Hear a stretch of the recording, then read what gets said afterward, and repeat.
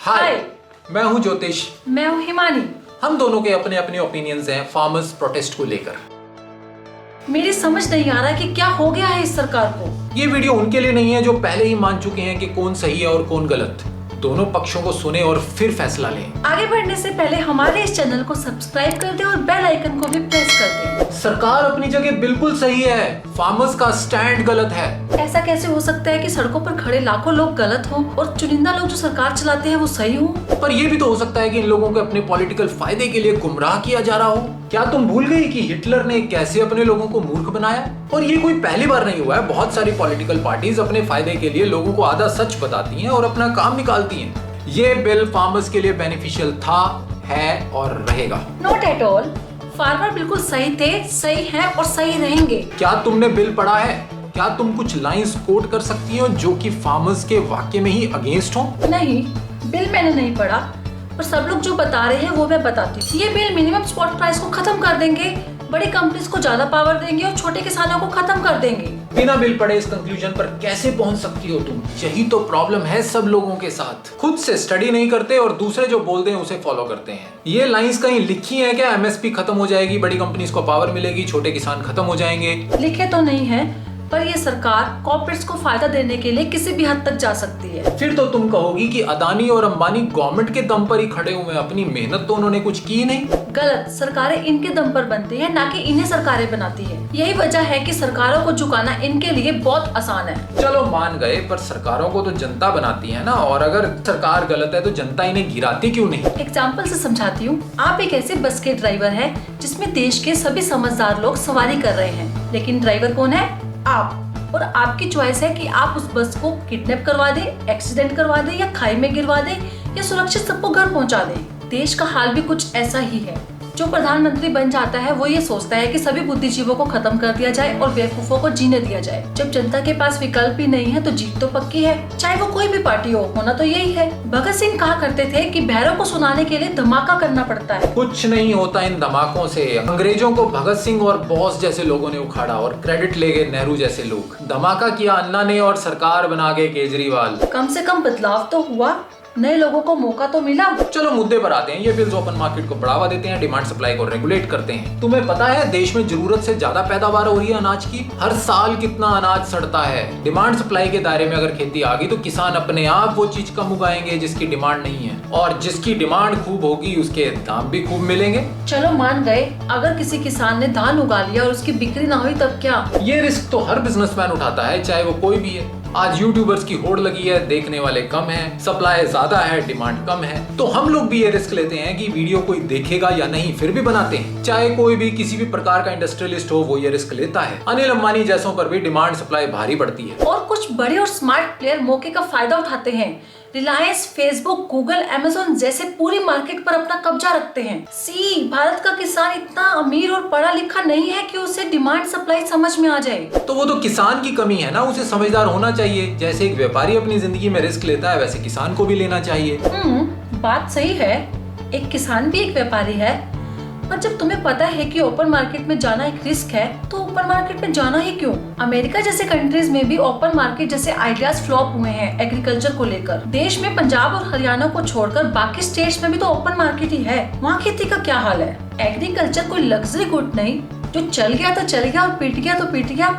ये एक essential commodity है। अगर ये पिट गया ना, लोगों को कुछ खाने का नसीब नहीं होगा। और ये कामयाब तभी होगा जब किसान को ये गारंटी होगी कि उसके प्रोड्यूस का एप्रोप्रिएट प्राइस मिलेगा। एमएसपी किसान को प्रमोट करता है वो उगाने के लिए जिसकी कीमत ज्यादा मिलती है, चाहे उसकी डिमांड हो या ना हो। हम लोग यूएस को ब्लाइंडली फॉलो क्यों करते हैं, जबकि हमारे यहाँ की परिस्थितियाँ अलग हैं। उसमें ओपन मार्केट है तो इंडिया को भी ओपन चाहिए। वहाँ पर किसान सुसाइड कर रहे हैं तो हमें भी करवाने हैं। वहाँ शादियाँ लंबी नहीं चलती तो यहाँ क्यों एक ही वाइफ के साथ जिंदगी भर टिके रहते हैं? बस ज्यादा आगे चली गई तुम। मैं एक ही वाइफ से खुश हूँ। तो फिर ये भी समझ लो, इंडिया एक कंट्री नहीं कॉन्टिनेंट है। हमें एक ऐसा सिस्टम ट्राई करना चाहिए जो कहीं फ्लॉप ना हुआ हो, भले ही एक न्यू एक्सपेरिमेंट हो। कुछ ऐसा हो कि किसान को फसल उगाने से पहले डिक्लेयर करना हो कि वो क्या प्रोड्यूस करने वाला है। एग्जाम्पल के लिए हमारे यहाँ शुगर मिल के लिए जो किसान शुगर केन प्रोड्यूस करते हैं उन्हें पहले ही मिल से वर्क ऑर्डर मिल जाता है। जिस किसान के पास वर्क ऑर्डर होता है वही प्रोड्यूस करता है और शुगर मिल भी उसी ही किसान से शुगर केन लेती है। सिंपल। फार्मर को पहले ही कन्वे करो कि इस साल इतना टन वीट चाहिए, इतनी राइस चाहिए और इतनी अदर आइटम्स चाहिए। ये कोई शेयर मार्केट नहीं, ये एसेंशियल गुड है। फार्मर को पहले ही पता होना चाहिए कि उसे क्या प्रोड्यूस करना है और उसका प्राइस कितना मिलेगा। तो ओपन मार्केट इसी का ही तो सॉल्यूशन है। जो कंपनीज फार्मर से बाय करेंगी वो पहले से ही एग्रीमेंट कर सकती हैं। एग्रीमेंट से किसका भला हुआ है तुम्हें पता है? छोटे से केस में जिंदगी निकल जाती है। फार्मर्स के पास इतनी स्किल्स नहीं कि वो एग्रीमेंट को समझ सके, और वैसे भी कंपनीज वन साइडेड एग्रीमेंट्स करती हैं। डिस्प्यूट रेजोल्यूशन के लिए फार्मर्स के पास क्या राइट्स हैं? कंपनीज के पास लीगल सेल्स है, वो 1 मिनट में फार्मर्स को स्यू कर सकते हैं। तो गवर्नमेंट मान तो गई है लीगल राइट्स को इम्प्रूव करने के लिए। बात सिर्फ लीगल राइट्स की नहीं, मंडी में मंडी टैक्स लगता है, बाहर लगेगा नहीं तो फार्मर्स के लिए वो सेंटर ऑफ अट्रैक्शन बना रहेगा। Even government is now ready to implement tax system out of mandis too. जब मंडी के बाहर भी टैक्स सिस्टम लागू होगा तो किसानों के पास इक्वल चॉइस होगी कि वो अपना माल मंडी के बाहर बेचें या मंडी में। गवर्नमेंट ने अपनी जिम्मेदारी दूसरों के सर मढ़ दी है। गवर्नमेंट कहती है स्टेट्स कैन डिसाइड। ये कैन वर्ड बहुत प्रॉब्लमेटिक है। रही बात कॉर्पोरेट्स की, कॉर्पोरेट्स औने पौने दाम में फसल खरीदेंगे, जहाँ से उनको बड़ा लोड कम दाम में मिलेगा वहीं से खरीदेंगे। गवर्नमेंट इस बात पर रिटर्न में देने के लिए तैयार है कि एमएसपी खत्म नहीं होगी, पर फिर भी किसान अड़े हुए हैं। जो शर्तें किसानों की थी सब तो मान ली सरकार ने। क्या बिल पास करते टाइम किसानों से पूछा गया नहीं चाहिए ये पूरा बिल? बिल किसने पास कराया? उन्हीं लोगों ने जिन्हें आपने चुनकर भेजा। यूं सड़क जाम करना, रेल रोकना, दुकानें बंद करना कितना खतरनाक हो सकता है। किसी का इलाज दिल्ली चल रहा है तो वो नहीं जा पा रहा, और भी अगर किसी की कोई मजबूरी है तो नहीं जा पा रहा। आंदोलन बिल्कुल शांतिपूर्वक हो रहा है, कहीं कोई आगजनी हुई, कोई पब्लिक प्रॉपर्टी को नुकसान नहीं पहुंचाया गया। तुम्हें पता है भारत एक स्टेबल इकोनॉमी है, जानते हो क्यों? Just because of agriculture. तो ये बिल्स एग्रीकल्चर को मजबूत और मिडल मैन को इरेडिकेट करने में हेल्प करेंगे। आड़तियों के शोषण से बचाने के लिए है ये। हरियाणा पंजाब का सिस्टम ही अलग है। यहाँ का आड़ती बिचौलिया नहीं है, यहाँ का आड़ती सर्विस प्रोवाइडर है। वो फसल उठाता है और उसे साफ करता है। वो बिचौलिया तो तब हुआ ना जब वो 1500 में खरीदे और 1900 में बेचे। वो अपने काम का कमीशन लेता है। He is service provider. ये सब बातें आड़ती ही तो फैला रहे हैं। उन्हें नुकसान होने का डर जो है। किसी की भी रोजी छीने तो दर्द तो होता ही है ना। कल को गवर्नमेंट बिल निकाल दे कि YouTube पर वीडियो अपलोड करने पर गवर्नमेंट से परमिशन लेनी पड़ेगी, तो कैसा लगेगा? जिस आड़तीए ने लोन दिए हैं, कल को किसान ये कहे कि मैं मंडी में माल नहीं बेचूंगा, तो आड़तीए का पैसा कैसे वापस आएगा? आड़तीए बुरे नहीं होते, वो किसानों के हमदर्द होते हैं। उनके दम पर ही कृषि चलती है। पर तुम्हें पता है कि हालात सब जगह एक जैसे नहीं है। कुछ जगह किसान समझदार है और कुछ जगह प्रताड़ित भी। 3% ब्याज पर पैसा देता है आड़ती किसान को, और किसान उनके बोझ तले जिंदगी भर दबे रहते हैं। तालाब में मछलियाँ हो जाए तो पूरा तालाब सुखाना कहाँ की समझदारी है? किसान को अवेयर करो, उन्हें टेक्नोलॉजी प्रोवाइड करो और ट्रेनिंग दो। I agree with you, but वो सब गवर्नमेंट ऑलरेडी कर रही है। कृषि लोन्स भी दिए जा रहे हैं। मार्केट में खुली खरीद बेच से कंपटीशन बढ़ेगा, टेक्नोलॉजी को बढ़ावा मिलेगा। किसी भी चीज में कंपटीशन सुधार का काम करता है। अननेसेसरी बोझ नहीं पड़ेगा गवर्नमेंट पर अनाज खरीदने का। इन बिल्स के फायदों को भी समझो। किसान सुसाइड तब करता है जब उस पर आड़ती का कर्ज होता है। I also agree with you, but problem जानते हो कहाँ है? ये बिल सिर्फ मार्केटिंग की बात करते हैं, प्रोडक्ट क्वालिटी और टेक्नोलॉजी की बात नहीं करते। हमारे देश के किसानों को टेक्नोलॉजी चाहिए, क्वालिटी और प्रोडक्शन इम्प्रूव करने की जरूरत है। तो फिर ये प्रोटेस्ट क्यों? गवर्नमेंट बहुत सारी शर्तें मानने के लिए तैयार है। हम लोग सॉल्यूशन की तरफ क्यों नहीं बढ़ रहे?